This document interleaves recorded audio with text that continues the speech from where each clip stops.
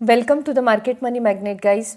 आज यहाँ इस वीडियो में हम बात करेंगे आज की करंट मार्केट पोजीशन के बारे में। जैसे कि सबसे पहले अगर हम देखें तो आप यहाँ पे देख सकते हैं जो निफ्टी है ये हमें नेगेटिव में देखने को मिल रहा है। ड्यूरिंग द मार्केट भी ये नेगेटिविटी हमें निफ्टी में देखने को मिली।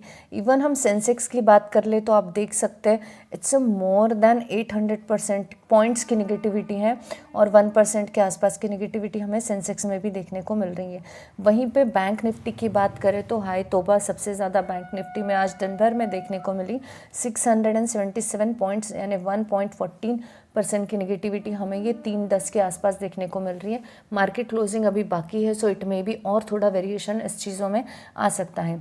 तो इस नेगेटिविटी के पीछे एग्जैक्टली रीजंस क्या है और ये नेगेटिविटी कब तक सस्टेनेबल चलती रहेंगी, इस चीज़ों पे हम बात करेंगे आज।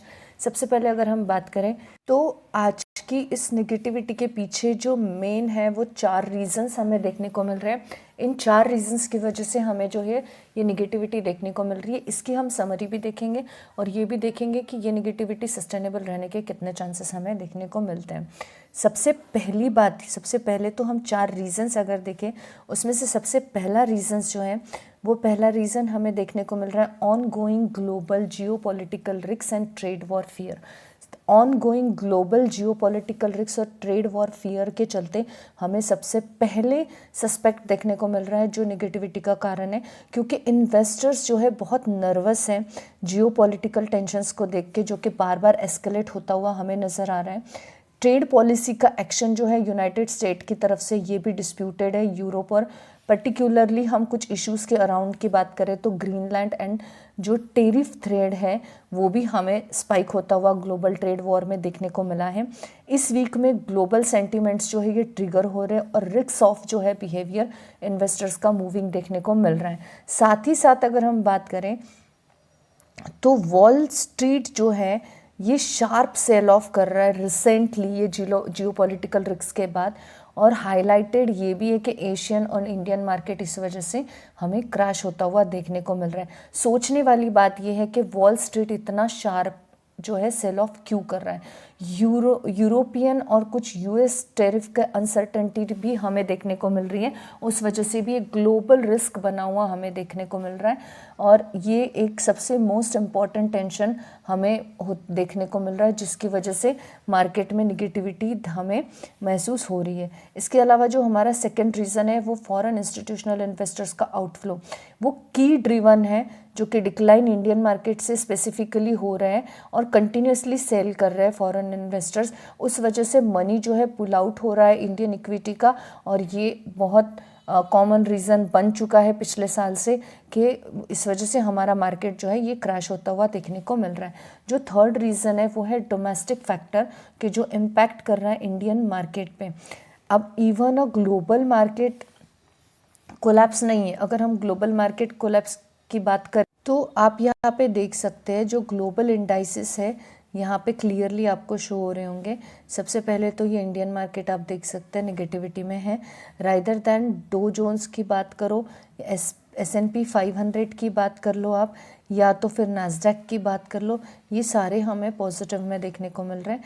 वहीं पे कुछ और मार्केट देखेंगे तो पॉजिटिव मैक्सिमम है, लेकिन इंडियन मार्केट में नेगेटिविटी हमें देखने को मिल रही है।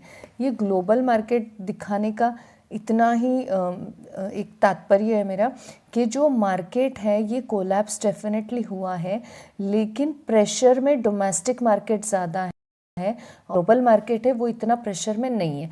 अब इंडियन मार्केट में जो प्रेशर बना हुआ है, इस प्रेशर के पीछे की वजह अगर हम जानने की कोशिश करें तो कॉरपोरेट न्यूज़ और इन्वेस्टर्स का कुछ ऑक्शन भी बोल सकते हैं या फिर एक कॉन्शियसनेस द बेस्ट वर्ड ये देखने को मिल रहा है। कुछ मेजर कंपनीज़ के वीक अर्निंग्स आए हैं, सबसे पहला ये हमें इंडियन मार्केट्स में देखने को मिल रहा है और इस वजह से सेलिंग का प्रेशर बढ़ता हुआ नज़र आ रहा है।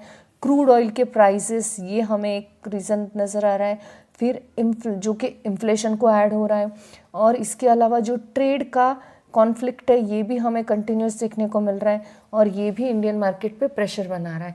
बोलने की बात यही है कि फैक्टर जो है ये हमें डोमेस्टिक फैक्टर्स ज़्यादा इम्पैक्ट देखने को मिल रहे हैं इंडियन मार्केट पे rather than the global news. Global news का इम्पैक्ट है, ऐसा नहीं है कि जियो पॉलिटिकल टेंशन या ट्रेड वॉर का कोई इम्पैक्ट नहीं है, लेकिन मैक्सिमम इम्पैक्ट हमें डोमेस्टिक फैक्टर से देखने को मिल रहा है। कुछ जो मिक्स मार्केट सिग्नल्स है आज के, वो भी इम्पैक्टेबल थे इंडियन मार्केट को ड्रैग डाउन करने में। अब वो मिक्स सिग्नल्स की अगर हम बात करें तो इंडियन मार्केट रिलेटिवली फ्लैट ही था, उसके बाद में स्लाइटली डाउन हुआ मिड मॉर्निंग में। उसके बाद जो इंडाइसिस थे वो दिखा रहे थे कि ट्रेडिंग जो है ये फॉरेन आउटफ्लो के थ्रू चल रही है। कुछ ग्लोबल एशियन मार्केट्स जो थे वो एक्चुअली बढ़ रहे थे अच्छे से, लेकिन पार्टली स्टेबल इंटरेस्ट रेट में हमें जापान देखने को मिला, जापान का मार्केट, और वो लिफ्ट किया सेंटिमेंट को एल्सवेयर। अब इसके अलावा अगर कुछ बात करें तो रिकवरी हमें यूएस मार्केट में देखने को मिली थी टेंशन एस्केलेट होने के बावजूद, पर इंडियन मार्केट में क्लोज होते होते रिकवरी के कोई हमें नामो निशान देखने को नहीं मिल रहा है। अगर हम एक समरी में बात कर ले तो जो रिनाउड जियो पॉलिटिकल अनसर्टेनिटी देखने को मिल रही है, रिनाउड जियो पॉलिटिकल अनसर्टेनिटी, उस वजह से ट्रेड वॉर का एक फियर देखने को मिल रहा है, और यही डैम्पन ग्लोबल रिस्क के एपेटाइट देखने को, यानी ग्लोबल रिस्क जो बन रहा है उसके एपेटाइट का रीज़न जो है ये जियो पॉलिटिकल अनसर्टेनिटी और ट्रेड वॉर स्पेसिफिकली देखने को मिल रहा है, और ये मार्केट में टेंशन डेफिनेटली क्रिएट कर रहा है। इंडियन मार्केट पे भी इसका इम्पैक्ट हमें देखने को मिल रहा है। कंपैरेटिवली हम पूरे जो ग्लोबल इंडाइसिस के कंपैरिजन में हमने ऑलरेडी देखा कि इंडियन मार्केट पे स्लाइटली थोड़ा ज़्यादा इसका इफेक्ट देखने को मिल रहा है। फॉरेन इंस्टीट्यूशनल का सेलिंग जो है ये कंटिन्यूसली चल रहा है। अब ये जियो पॉलिटिकल टेंशन की वजह से या ट्रेड वॉर, दोनों में से कुछ भी हो सकता है। मैक्सिमम तो ट्रेड वॉर है, क्योंकि अगर 400-500% का टेरिफ इंडियन मार्केट पे लग जाएगा तो ऑब्वियस है इंडिया का जो बिजनेस है अफेक्ट होगा, उस वजह से कंपनियां अफेक्ट होगी, प्रॉफिट अफेक्ट होंगे, और ऑब्वियसली शेयर मार्केट के नंबर्स भी गिरेंगे। तो ये लॉजिक के साथ जो है फॉरेन इंस्टीट्यूशनल इन्वेस्टर्स अपना money already outflow Indian market से करना उन्होंने स्टार्ट कर दिया है। ये भी एक रीज़न है इंडियन मार्केट के आज के नेगेटिविटी का। मिक्स इकोनॉमिक या कॉरपोरेट डाटा एडिंग जो है ये भी एक रीज़न हमें देखने को मिल रहा है, जिस वजह से आज इंडियन मार्केट में हमें नेगेटिविटी देखने को मिली। मार्केट जो है ये हाईली सेंसिटिव राइट नाउ अभी है, और इस वजह से जो छोटा भी चेंज आएगा ग्लोबल पॉलिसी में या ऐसी कोई न्यूज़ भी आती है तो ऑब्वियस एक लार्ज मूव हमें स्टॉक्स में देखने को मिलेगा।